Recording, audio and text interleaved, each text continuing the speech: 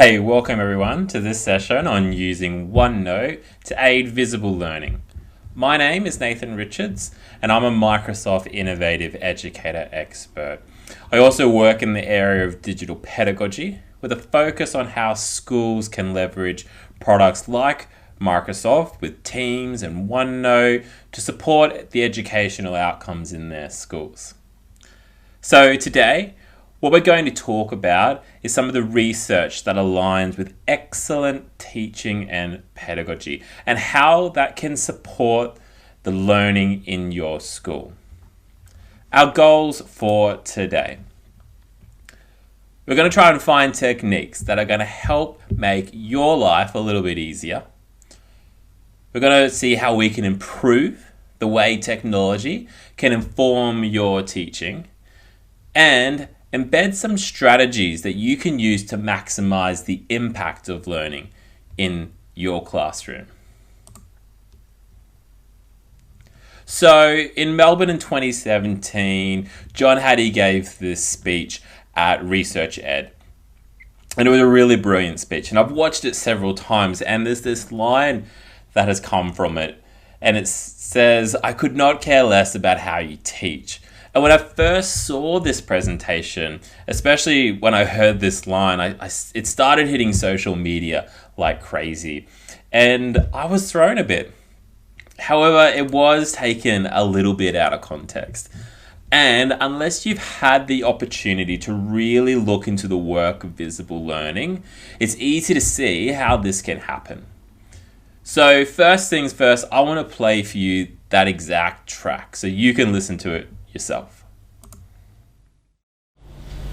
And I'm at the stage where I hope none of you ever go to a professional learning session and give up a Saturday to go and look and learn about another app, another resource, another teaching method. I could not care less how you teach. I care about the impact of your teaching and I care about how you think about your teaching. Hard to see. But it's those decisions you make. Whereas we are invested with a world of things. I get 3 or 4 emails a day from around the world with people wanting me to endorse some app, some resource, or here's this latest book I've written about what I do. Oh my goodness. I have two questions. I ask, has this been implemented in any other classroom or any other school? And have you got any evidence it changes the learning lives of kids? And 99.9% of them disappear. So I really like what he said in that presentation about wasting your time on another PD or another resource. Because if it doesn't inform the way you teach, it really is a waste of your time. So I'm not sure if I'm kind of breaking some illegal creative licenses here, but this is something I've adopted as a part of my profession. And I'll often say to teachers when I work with them, what is the impact of the technology, what is the impact the technology might have on your teaching and how you think about the way you teach? So just in case, I want to quickly share some research findings with you. And we can see that the work around visible learning is fairly extensive.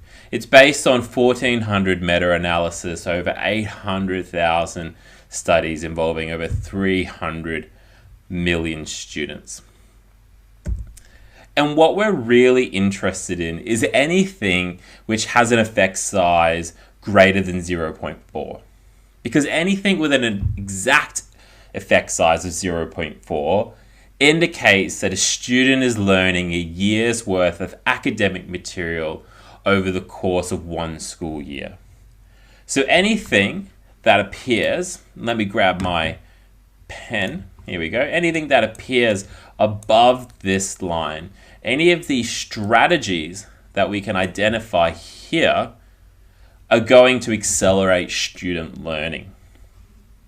The other thing I want to take into consideration is how can we take these type of strategies that maximize impact. So let's have a look at some of these strategies. And my key message here is that we don't need to reinvent the wheel. Most teachers are already embedding strategies to help students learn. But how might the technology enable that environment? So, here's a PDF of a worksheet, a perfectly good worksheet. And we might typically print something like this out, or students will retrieve it digitally and then they'll complete it in their books. However, for the purpose of this presentation, I want to show you what you could do with an activity like this and how you could implement it onto your OneNote pages and accompany it with some learning strategies.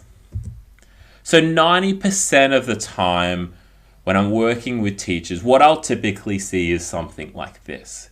So they've taken that PDF document and they've pasted it onto the page, or they've inserted it as a printout. And normally then they'll right click, set it as a background, and then we'll get the kids typing on the page, or they'll be writing with their stylus, or they're circling the answer and then drawing up to the next one to identify that they know how to find it. And they're perfectly fine techniques, but we can do it better.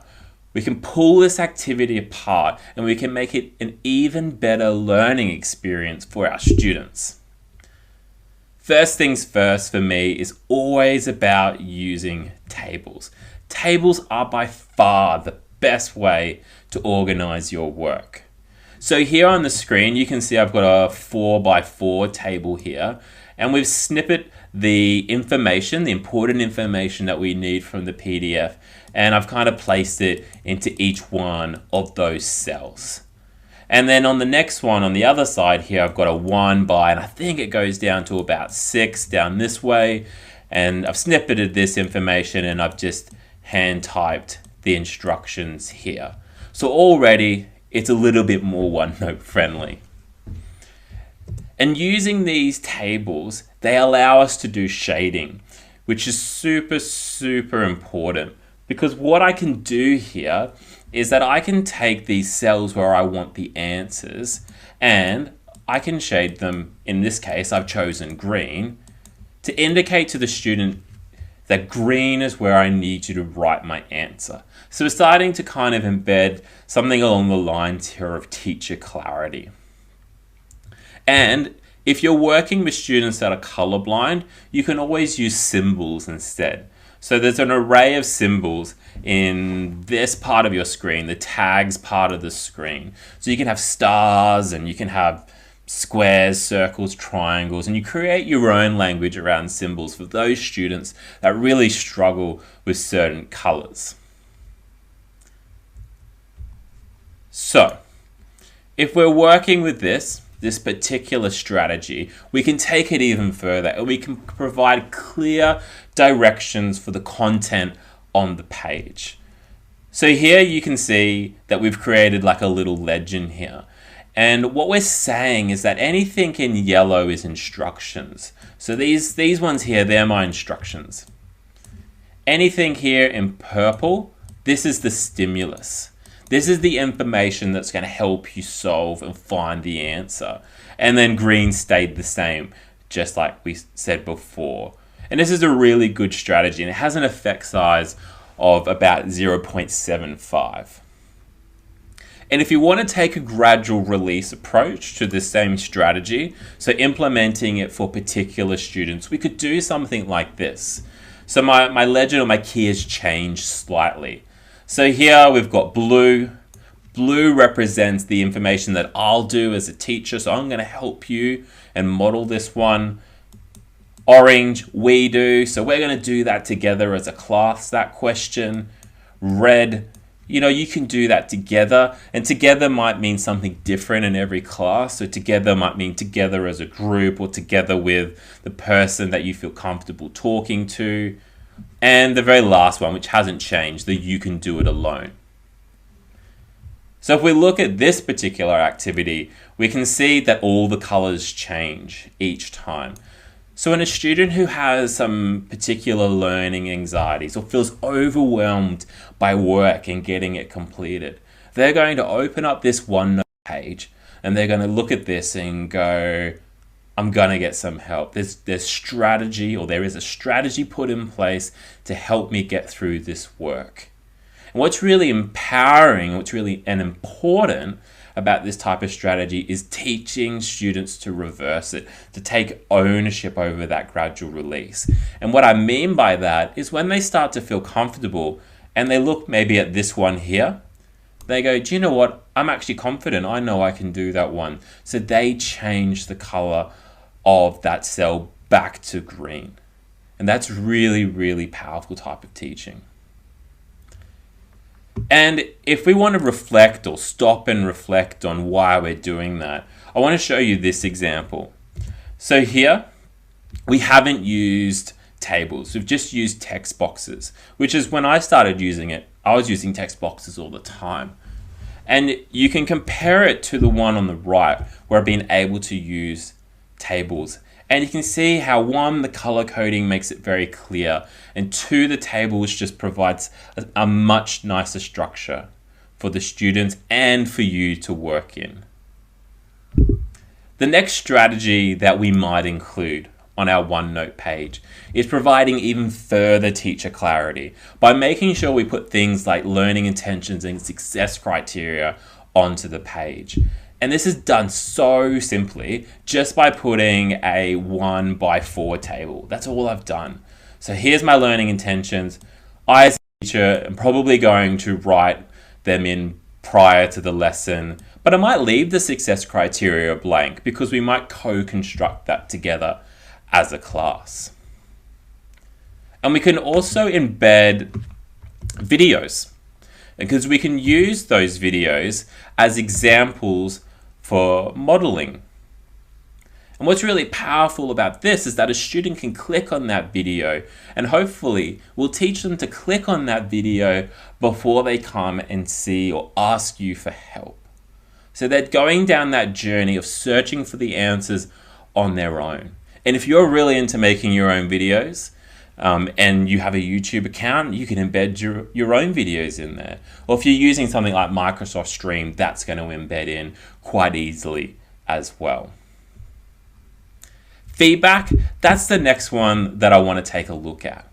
And I'm a huge advocate on finding ways to implement feedback through technology such as OneNote. So if we start by looking at something really simple, so here I just have a 2x2 table, and I've actually embedded a couple of little 1 tables here inside of that cell, and this is just a really simple traffic light system. I'm just going to use it when I'm reviewing the work just to see what students are ticking off and how they're feeling. However, I'm going to take that exact same activity and embed technology such as Microsoft Forms to ask the same question. However, the benefit here is that I can now log into my forms and view that on that dashboard, that dashboard. And it's going to give me an entire class set of information. And we're going to come back to that in a different example because I want to show you how powerful that can be. Our next example is all about providing meaningful feedback, and I'm really big on this. And we know that providing specific information about what students are doing right or wrong is critical when we have these conversations. It's very easy for us, and I'm guilty in the past, of saying things like, great job, because it doesn't really tell the learner anything that they did right. And likewise, saying statements like, you're not quite there yet, that has given them no insight as to what they've actually done wrong and then what they need to do next to actually be better or to get a better mark. Instead, what we know about feedback is taking the time to provide learners with information on exactly what they did well and also what they still need to do to improve on their learning. And the impact here is always huge when we do it right. So we might have to address questions like, what are some of your strengths that I've noticed in this assessment? Where are you right now in regards to the marking criteria and the achievement standard? Where and, what do you need to do to get to where you need to be, and where are you going? And I like to teach and encourage teachers to use tables like the ones that I have on the screen, because it helps not only the student, but it helps the teacher to guide that process. So they're not kind of wasting time just ticking and flicking and writing great job on the screen. They're giving really powerful, meaningful feedback to the students. The last example here that I wanted to show is how we could include peer or student-to-student feedback. Now, the process of putting it on the screen is actually really easy, and I'll talk about that first. So here all I've done is embedded an extra column. And what we're expecting is that my peer or my student next to me, they're going to write their feedback. Let's go back one, sorry, jumping ahead on me. They're going to write their feedback in here, okay? And we've expected that the previous student has put their responses in there. So really simple, really easy way of just putting on the page. But I do identify that the challenge here is trying to make this meaningful. We know that good peer-reviewed feedback can improve a student's ability to be, or to analyze more effectively. However, this is something that we do need to teach them, and will more than most likely require scaffolding and teaching them feedback as if you would any other type of core skill. So let's have a look at a second example here. Our second example looks at a flipped classroom approach to learning and how we might use OneNote and Forms to support this process. And we're going to talk about this forms part here eventually, but I just want to focus on these first two here because they embed part of a strategy.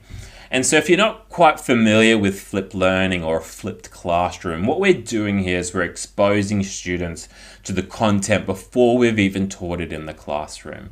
So in this example, it's about fractions, and I haven't started teaching fractions yet, but I'm giving them some visual and some written information here, and I've got a YouTube video here that I want them to watch and engage with as well.